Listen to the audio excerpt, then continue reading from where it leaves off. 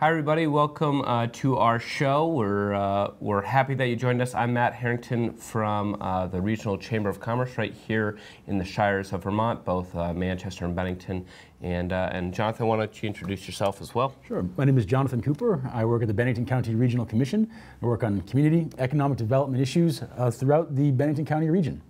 Yeah, I think what we really want to do with this show is to inform our viewers and our audience really about what we've kind of started to talk about as Shirenomics, which is, you know, from the gateway of Pownell up through Bennington into Shaftesbury, Arlington, all the way up into Manchester, the mountains, Dorset. That Shires region, that county region, really Bennington County region. But we really want to talk and bring to light some of the things that are being worked on here and label them the Shirenomics. What exactly, not just what happens with all rural places all over America, but specifically what are you working on in your various capacities and agencies, and then what am I working on as well in terms of what the Chamber's trying to do, and kind of hopefully explain that pretty well to our audience. No, but it has been a pretty interesting time for the Chamber, you know, and I think some growth, some transformation, and I'd be interested to hear more about that. Sure. Well, and I know we were just in a meeting this morning where we got to highlight that for another agency. You know, for many of you out there, you know that originally we had the Bennington Chamber, and we had a Manchester Chamber. We actually had an Arlington Chamber at one point. We had a Dorset. We still have a Dorset Chamber. But really much those have been consolidated into Manchester and Bennington. About two and a half years ago, the Manchester Chamber unfortunately had to close, and the Bennington Chamber was at a point where I had just joined. We had been working on our mission and vision of just what we want to do internally in and around the Bennington area. The Manchester closed, Chamber closed. We had to first kind of what I call triage Manchester, which is just to make sure that the phones were being answered, the visitor's guide was being handed out. We were going to travel shows both on behalf of Bennington and Manchester. So we were doing a lot of things, handling the website a little bit, working with some of the various groups to help kind of stabilize. We were entering right into tourism season, so that was really hard for Manchester. Wow. And so at that point, our board decided to really take a larger look and say, what is the role of the Bennington Area Chamber in terms of the county, in terms of the region? And we had been seeing other models flow out, like One Berkshire, Lake Champlain, Albany Regional Chamber.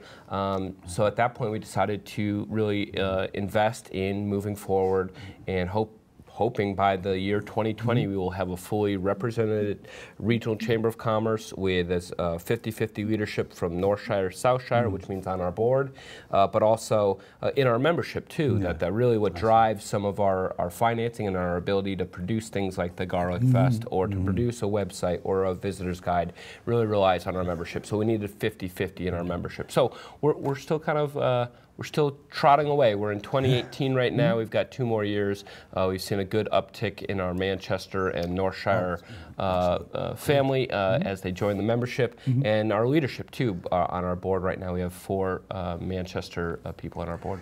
There's you raised an interesting point that I wanted to, I think there's a lot to sort of unpack with. The examples that you saw in One Berkshire, in the Albany region, and it's the concept of sort of regionalization. And it sounds like that's an important part of what the Chamber is sort of looking at, models that sort of embody that. And I think certainly in the case of One Berkshire, that is a collaborative model that incorporates a chamber, incorporates economic development corporations. It sort of is bringing a lot of hands, you know, to the work. And is that sort of something that is, I guess, serves as a representative example of what the Chamber is working towards? Absolutely, and we just had the Vermont Tourism Summit right up here in the North Shire, right at Equinox the last 2 days, and that was one of those things that we were talking about. In fact, it was mentioned in the governor's address to the group of over 300 tourist agencies, chambers, and even lodging establishments and people that participate in tourism. He mentioned it, as well as Deputy Secretary Brady was big on regionalism, and I think we also see that with the school system too, and in other areas. So it's not just economic development. It's not just chambers that are consolidating. I think we're moving to a smarter Vermont. We're moving to a smarter rural community, which we're not the only ones. I think as we have to look to consolidate and get advice and look at those types of things, Berkshire's a good example. Even some urban areas like Albany, like you brought up. So I also think that we see that in the regional commissions that you work for too. So you provide us with a model as well of how do we look at this from a county perspective and from a regional perspective instead of trying to be 17 towns all fighting for it on our own. And it's absolutely, it's been really interesting. We have a concept of a regional for something like the Northeast Kingdom. That sort of exists. It's something that we really identify with. And but oftentimes some of the things that can spur some of these thinking regionally, maybe in a new way, can come from any sort of like swift kick. And so something that really did sort of reframe the conversation would have been Tropical Storm Irene and its aftermath. And one of the outcomes was a closer collaboration between the economic development and regional planning entities here in Bennington County and their counterparts in Windham County, due to some of the shared burdens of the impacts of Tropical Storm Irene. And southern Vermont. I mean, I think you're right where Irene really brought to light some of the economic issues and challenges we're facing here, but I think most people would agree that we have long felt that southern Vermont has been somewhat forgotten by the other places, especially Montpelier in the state, in terms of just general help, grants, business development, and economic development. And it was, I think, an awful lot of sort of awareness, increasing awareness of these shared challenges, that we're looking at population numbers that are not growing as quickly as the rest of the state or as quickly as the U.S. as a whole. We're looking at some of the same workforce availability challenges.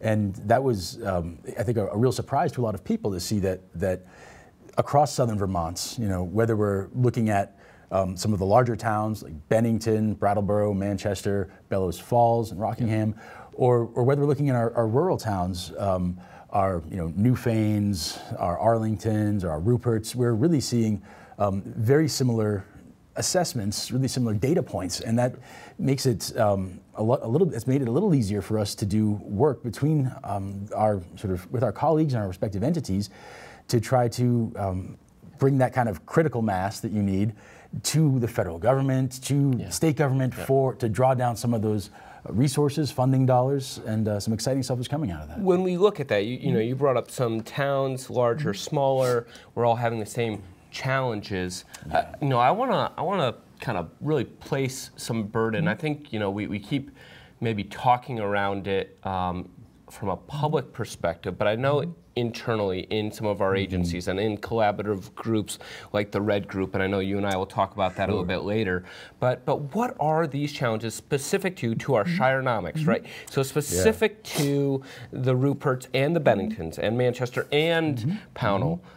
So what are those? I mean, one that comes to mind from at least a Bennington perspective, and I know the surrounding hamlets and villages that make up that, is poverty, right? We have 1 out of 3 children that live in poverty today in Bennington County.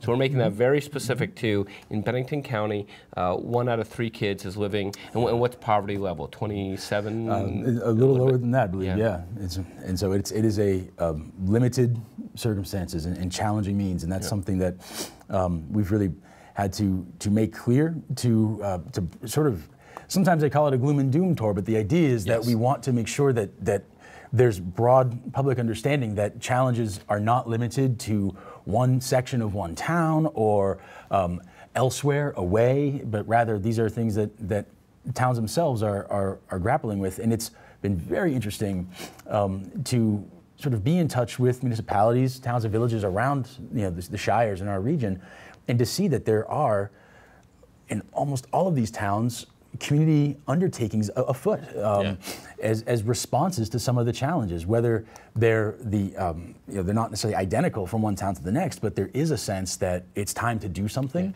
and that's been exciting to see. Some of those examples, you look at the Arlington Initiative, and I know Jim Baker's working on that. He was just on the show a couple days ago, and GNAT, but also you have Empower Pownell and some of the stuff that's going on down there. I mean, even in Bennington Central, you've got the Grow Bennington Initiative. Yes, that is right. a bunch of lodging establishments and other partners that work hand in hand with some of the agencies. Yeah. But those are concerned citizens that just said, look, we got to stop sitting around. I think one of the things I want to go back to, we talk about the doom and gloom tour. You know, one of the things, and we brought it up in one of our meetings today, was also in maybe a more gentle way, saying we're creating dissatisfaction with the status quo.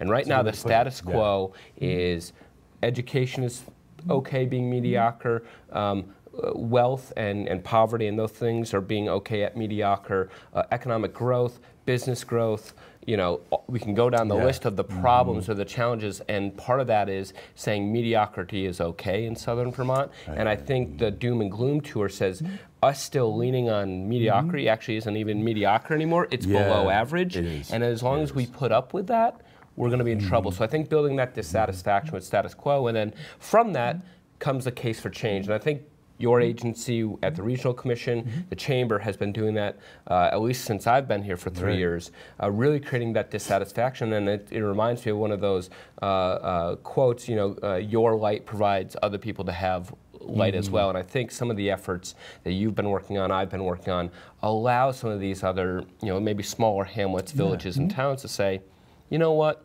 if the Chamber's going to go kind of beating on the doors of these challenges, and the RDCs are, you know what, Arlington's going to step up, and Pownell's going to step up, and you know, we're going to have North Bennington step up. So I think that those are really fascinating, really empowering as a community to come together. Yeah, I agree. There's been a number of responses that have really sort of been cropping up, it seems, in the last year or two, and that's, I think it speaks to a feeling that also that these issues are resolvable, that things can be done. You know, it's been really fascinating, you know, sort of resetting some of those expectations.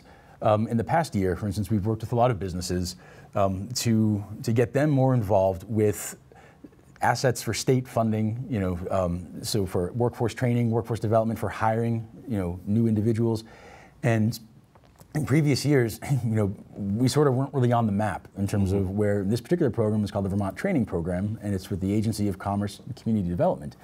The big sort of takeaway was that going from about $0 in previous years to over $600,000 in just the, you know, the last 12 months has meant that businesses like Southwestern Vermont Healthcare or Mac Molding or NSK or Energizer are showing, you know, and it's a match kind of grant where for every dollar they get from the state, they have to put in at least $1 of their own, that we're seeing our employers showing a willingness and, you know, a need to invest in their employees, to build up their skill set and to attract, you know, new employees to the area. They've spotted opportunities for growth, for their business lines to expand, to bring in, you know, into new markets.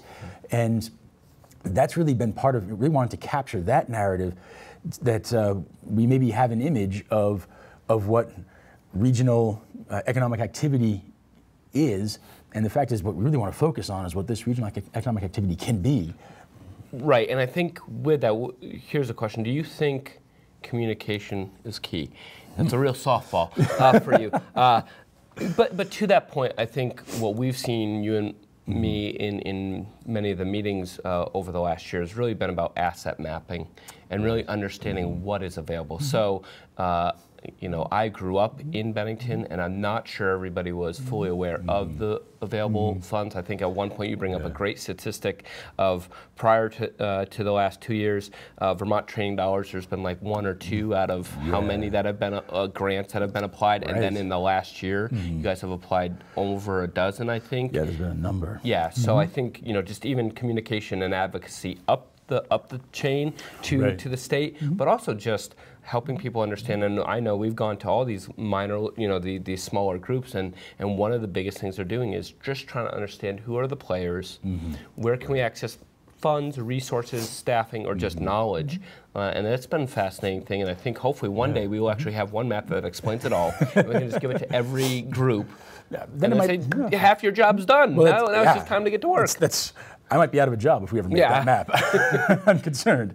But what's really been, you know, good to see is that a lot of these collaborative efforts are the state is taking note that our sort of colleagues up in Montpelier, Burlington, are aware that there's a critical mass that southwestern Vermont, the shires have really sort of begun to have a lot of people rowing in the same direction, and that is something that simply can't be forced. And that's, I think, something that we really have to take a minute to highlight, that when we can be sitting around a table with representatives of the Community College of Vermont, Southern Vermont College, and Bennington College, we can be speaking with entities from the hospital, from our major manufacturers and other large employers, that what we're really able to do there is ensure that a lot of, that we recognize some similar, sort of a common challenge, base and data set and sort of a framework from which we'd like to respond, and then to begin to, assemble our resources in a way that's not the norm elsewhere. Right. And you're absolutely, and I want to follow that thread through, because I think sometimes maybe the audience watching doesn't get to see the amount of collaboration and the difference. And that's, I think, the big thing that I want to draw out, that they say, well, it's always been this way, and it's always been Southern Vermont doom and gloom and that kind of thing. And I think there's a difference from 10 years ago, and I bet we could bring some of our predecessors here, and they would say, there was a point where the chamber didn't talk to the downtown program, didn't talk to the RDCs, and that wasn't too long ago. So the fact that now, we're having a show, you and me, and it's not turf wars, it's really how are we rowing in the right direction.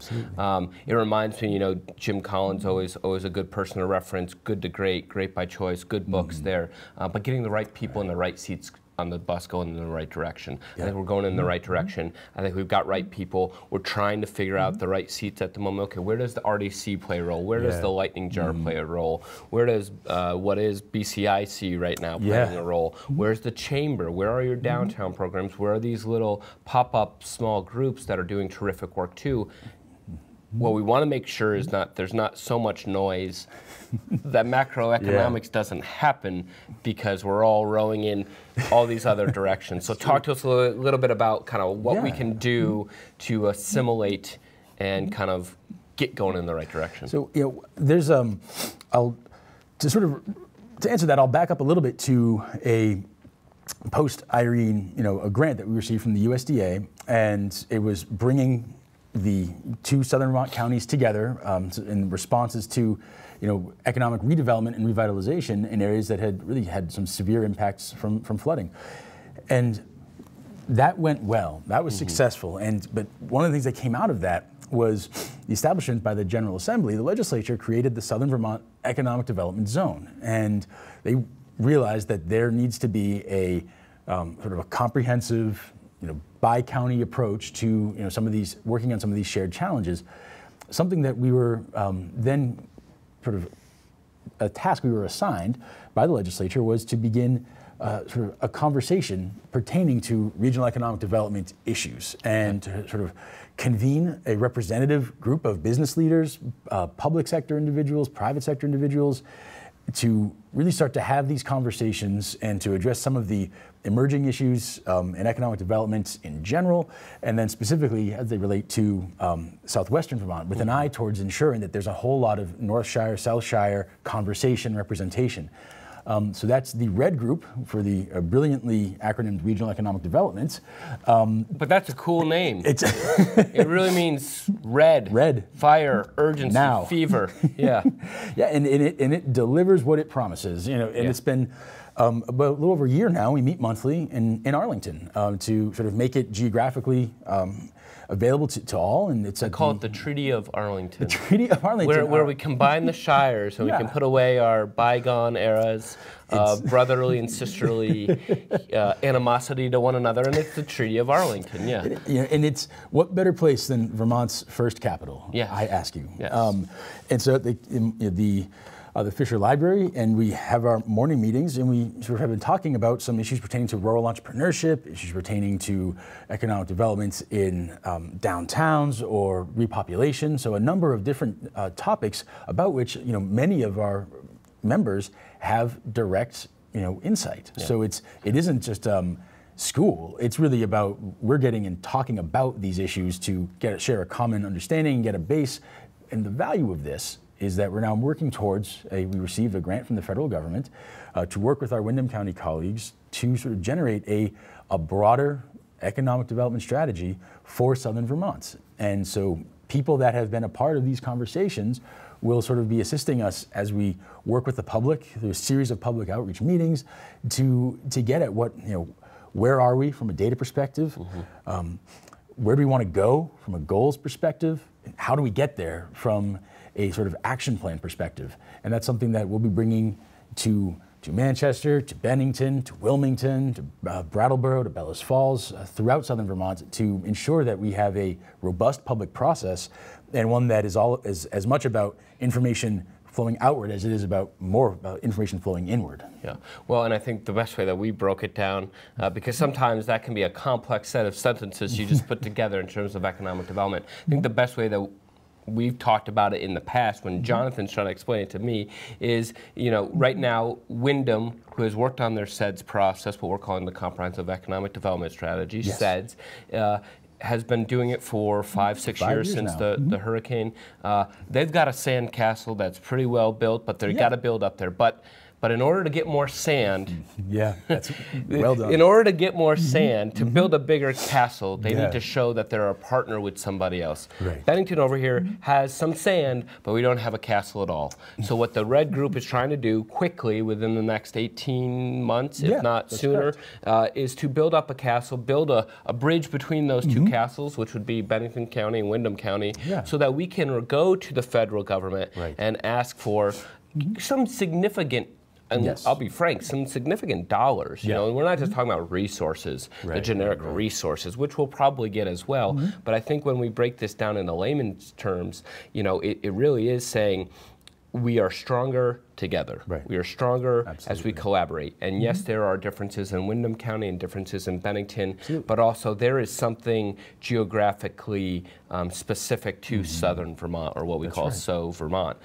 So building those castles together, combining that, allows us to get more sand. If I can complete the analogy. That was well done. I wholeheartedly endorse that analogy. I'd like to say that one of the interesting things is that there's the process that we are becoming something. It's also worth bearing in mind that there's already, that is not something we need to wait 18 months of growing to get into. That there's things afoot now, something that we recently were working with businesses in southwestern Vermont and in southeastern Vermont to try to begin to formulate a way of helping those businesses recruit the workforce that they need and retain them. Because if you try to recruit, you spend your time, energy, and resources bringing someone there, and if they stay for 2 years and move on, it does us no good. It does us no good. We're just spinning our wheels. And this has been, they seem like nice ideas, but it's, we wanted to see if we could get some buy-in from the business community, and it has been incredible to see the response. There's some manufacturing, but there's arts groups that have responded, finance, engineering, and real estate, just a whole passel of the trades and construction that have really stepped up to support what we're calling the Southern Vermont Sustainable Marketing and Recruitment Project. And we're in an excellent position now to be able to bring that to the public, and that's something that we've been sort of utilizing some ideas, the idea of Southern Vermont, or SO Vermont, as sort of the vehicle for getting individuals. And we're talking recruitment even down in New York City to come on up, Boston to come up, so we're not talking about just next door into Granville, and that's which we would love people from Granville to hop on over the border too, but I think really digging into some of our urban centers to restock some of the rural ponds. It's absolutely right. And I mean, our employers know that just like having to perpetually recruit people, poaching is not helpful in the long run. You end up having to spend more for something, as an enticement. So this is very much about reaching out to places and people in places that maybe are a good fit for what Vermont, for what a life in Southern Vermont could be. I myself grew up in Eastern Massachusetts, and in that Route 128 belt, and I didn't really want to have the hour-long drive to work that both of my parents had to do every day each way. And so there's a lot of reasons why people can find their professional lives be equally as fulfilling as their personal lives living out here. And so that's really what this is meant to accomplish. So we'll be bringing people and talent to the area for the benefit of our employers, for the benefit of our housing market, for the benefit of our communities, and which is an exciting moment. I think that's a great place to kind of stop. We'll stop the show for today. Good. You and I will get back together. I think we still have to talk about some of the state-to-state program, which is working with that. Some of the stuff, and to that end, I'm calling it ecotourism for the idea that we're combining economic development and tourism, because tourism is one of our biggest industries. So why aren't we utilizing both of our arms to be drawing people up here? And of course, millennials in southern Vermont, which we need to have some talk about too, because there has been some recent discussion about young professionals and millennials getting into Vermont. So with that, I will ask our audience, hopefully you enjoyed the show. Leave us some comments on post and where we publish this on GNAT-TV. Let us know what you like. Let us know if you have any other questions about Shirenomics, which is happening right here in your backyard, right here between beautiful Bennington in the valleys and Manchester in the mountains. And with that, from the Bennington Chamber and the Area Chamber and the Regional Chamber, I want to wish you a good weekend. And Jonathan? Thanks so much for your time. Again, we look forward to hearing from you. Great. Thank you. Take care.